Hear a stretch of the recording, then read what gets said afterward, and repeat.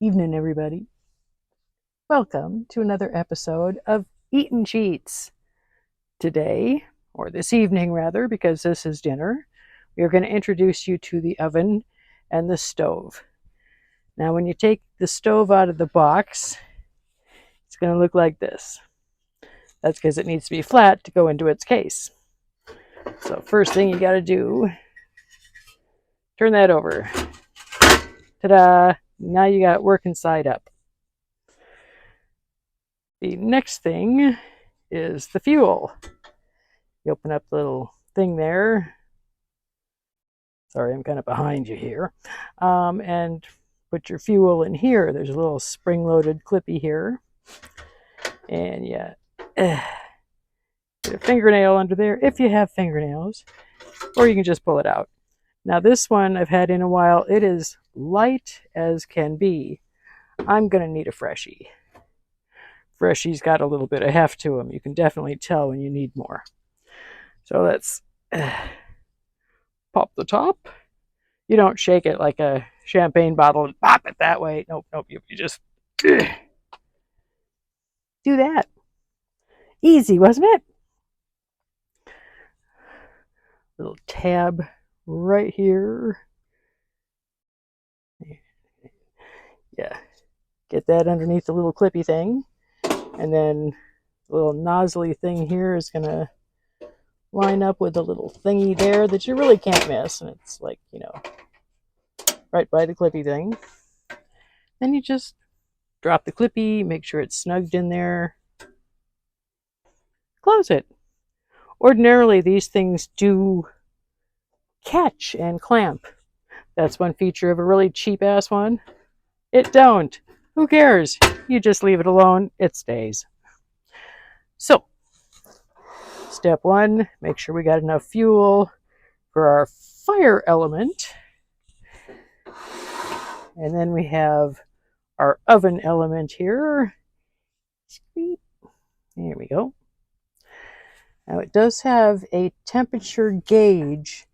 It's an indicator only. It's not a thermometer by any means. It just tells you how hot this baby's getting. Now this thing, it collapses down. The sides fold in. It accordions. The top flaps down. The bottom flaps up. Boom. So, it really is only about that big when it's all collapsed. Got a little latch on there. Oh, Dad. So you can put the shelf any of 3 different heights. They say usually you have it in the middle one for like baking and stuff. I figure I'm just reheating stuff. Let's put it down in the bottom where the heat is and get some more action. And I've got this pizza stone. It says it's a 10 by 10, and this is a 10 by 10. You think it'll never fit. It fits. Trust me, if you go on Amazon and get one of these, you'll see lots of people recommending these, and for good reason. That thing really helps heat it up fast and hold the heat. So I like that. So what you do is you take the leftovers from dinner the other night. When you got home, you put them in foil because, hey, it takes up a lot less room in the fridge than that big, that they give you to take it home in. So since it's already wrapped in foil, you throw that bad boy in there. And lock it.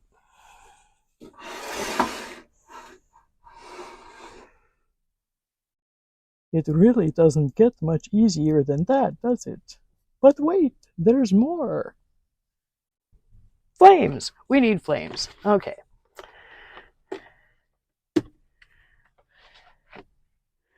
Another lovely feature of this little stove here is that it's supposed to be self-lighting. You turn this down to there, and there's supposed to be a click, click, click, and a whoof. That don't happen. Not on this one. Like I said, cheap, but hey, you can fix that with one of these. So,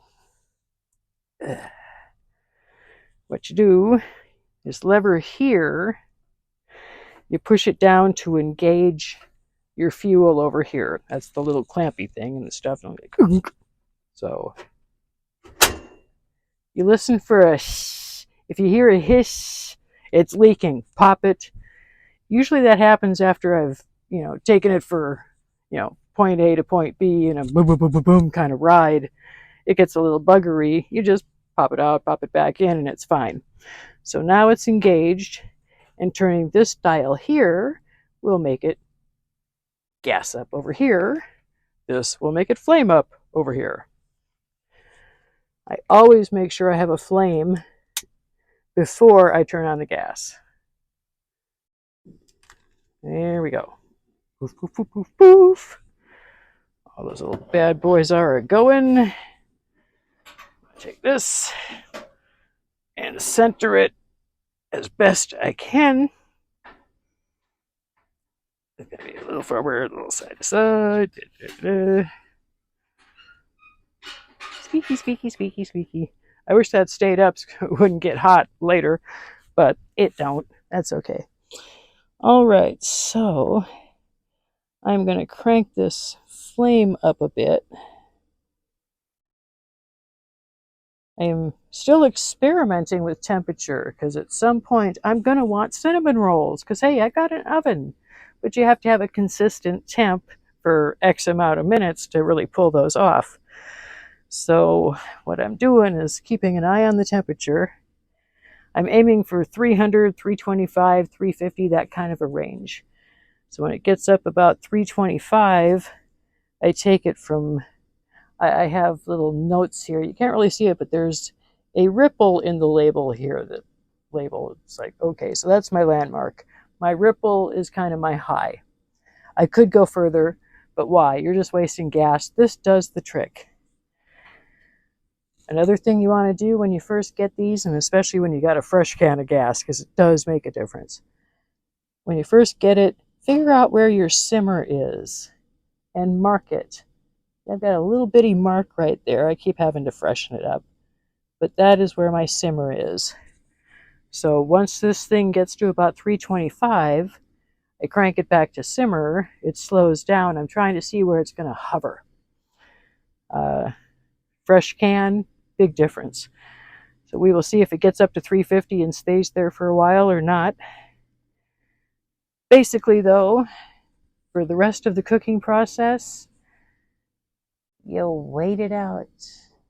You don't time anything. You let your nose and your ears tell you when that stuff's done. It's like, ooh, dang, that smells good. Boom, it's time for dinner.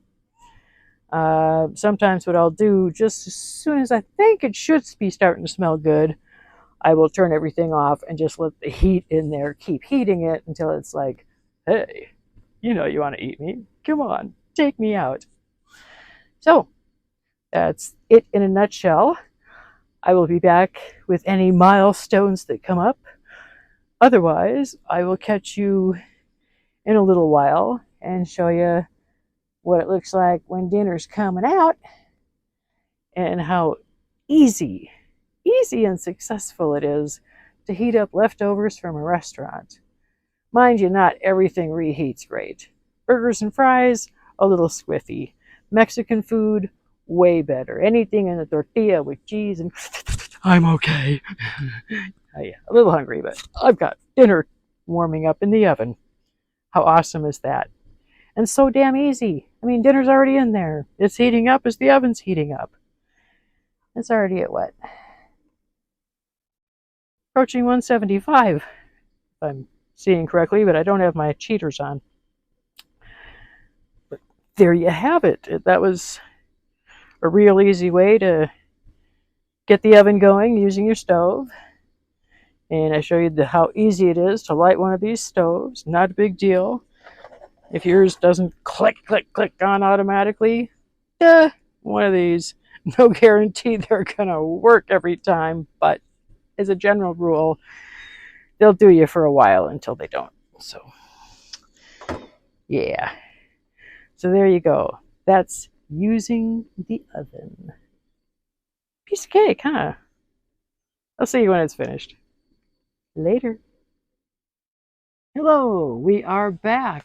You won't be seeing much of me because I got the headlamp on and I don't want to be blinding you guys, but I've got it pointed over here so you can see what I'm talking about. Okay, so my temperature got up to about 325. I tweaked my dial down to my mark where my simmer is. You can see that right there. So that's pretty much where it's pointing. Just a nice little low flame, as you can see under there. And it got up to about 350, so it gained another 25 degrees, but it will not hold. So I'm still trying to get it to stay at a temperature, but that just means I have to tweak it up a little bit past my line here. And if that works, draw another line in a different color as my this will hold your temperature.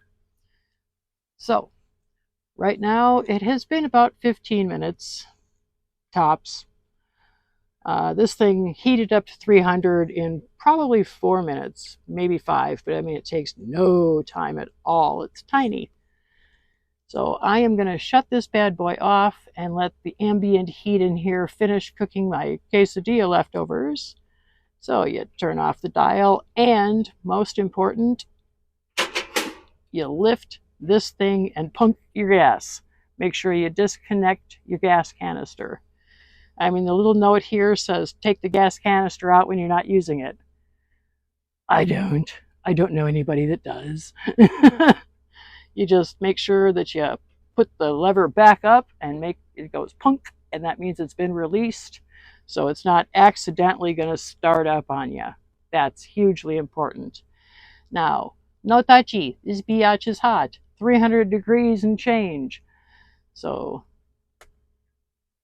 I can hear my food in there happily going, oh, melting cheese, warming chicken, and onions in there. Got a little thing of salsa over there. I've got, I forgot to grab those packets of fire sauce from Taco Bell in the fridge. So I can perk that up a little bit, because that's good for one piece of quesadilla, but I've got 2 pieces left. So there will be a lovely hot little dinner coming out of that boy in a few minutes. I let it sit and droop to around 200-ish, and then I go, okay, I'm starving. And I drag it out. Now, there are a few things you need to know about gas ovens. Turn that thing off. Now, if you are at altitude, things are way different at altitude. Anything 3,000 feet and up is considered altitude. Up there, especially around 5, 6, 7,000 feet, most of my summer was spent between 5 and 7,000 feet. Cooking is way different. The air pressure causes the water to boil at a lower temperature.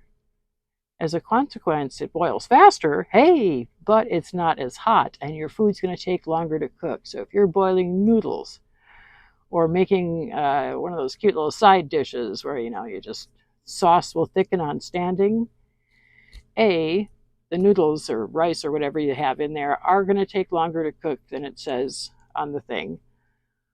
They generally say add a minute per 1,000 feet. That seems a little extreme, especially like if you're making ramen. Cook for 3 minutes and I'm at 7,000 feet. That's no. So just keep an eye on it. You know when your pasta's done. Or if you don't, I'll learn you, because you can tell.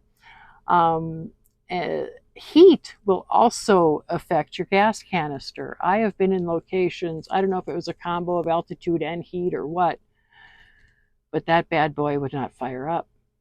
It just refused. It says it's hot enough. You don't need me. You don't need to eat hot food. No, I don't care. It took a day and a half for that thing to come back and behave, but it just refused to fire up. I don't know what real cold does to these things. It might also have an issue with cold. We'll find out this winter, and I will let you know. But those are a couple of things that you need to know about this if you're out there anywhere. But if you're at altitude, your sauces will not thicken on standing. I mean, they will, but it's going to take like a half hour. Do you really want to wait that long? I actually got, not too easy to find, but I got some, I think it's like really fine flour, almost like a fine baker's flour or something.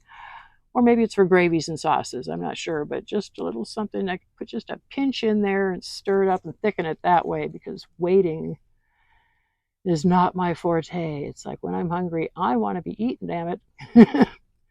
And I want it to be easy. And how easy was that? You throw it in there and close the door, put on a flame for a little while, turn it off, wait as long as you possibly can. It's down to 275. I can hang. I still have to set up my whole little dinner tray and everything, so there is that. But I think I have imparted everything you need to know about these bad boys. The safety of making sure that you have it off, no flame, and that you punk this switch here, right here, this bad boy. Make sure that's up. Very important. So there is your cooking tip for tonight. You got some stove lessons, you got some oven lessons, and if you go with that whole thing, you're going to have a nice hot little bunch of leftovers in there, and very little dishes because you've got it in foil. You're chucking that. Probably going to have it on a paper plate. You're chucking that. Use a fork. I'll wash that later. That's going to be our next lesson. Now that you've cooked and you've eaten, you're going to have to wash that stuff up. I'll show you how we do it out here in Nomadland. It's pretty cool. So that'll be our next lesson. But for now, cooking with this stuff, you done been covered. If you have any questions, by golly, put them in the comments. I will respond, and we will take care of you, because I want to make sure you don't starve any more than I don't want to starve, because that would suck, because we have to be here. I want to meet you guys. So you have a great one. Try your best not to be normal. Work the weird thing if you possibly can, because it's working for me, so I highly recommend it. You all take care. I'll catch you on the next video. Shutterbug out. Oh, I wasn't going to deprive you of the grand reveal. What did you think? Okay, I declared it done. It's down around 200. So, open. Dinner. Heat pouring out. You're going to need to get some Muppets. That's exactly what it feels like wearing these and using these. Like I'm working with a Muppet. Let me just... Boom! Ta-da! Dinner has been plated up. Since I don't need all that extra heat at the moment. Ooh, let's see here. Now this handle is going to be a hot mofo up here. But I want to move this back onto the trivet that I've set back yonder. Just get it out of the way.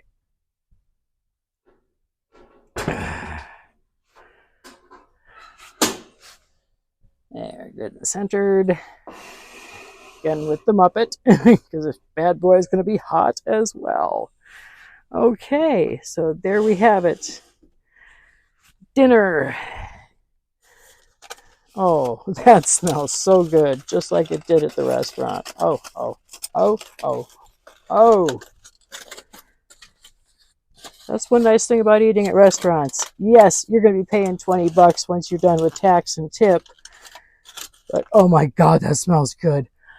The extra meal you get out of it makes it $10. If you can get 3 meals out of something like a pizza, that cuts it way down.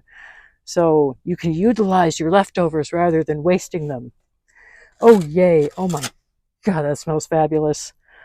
I'm going to go dig in. I don't want to eat in front of anybody.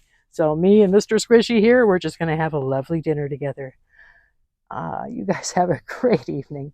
Shutterbug out for real this time.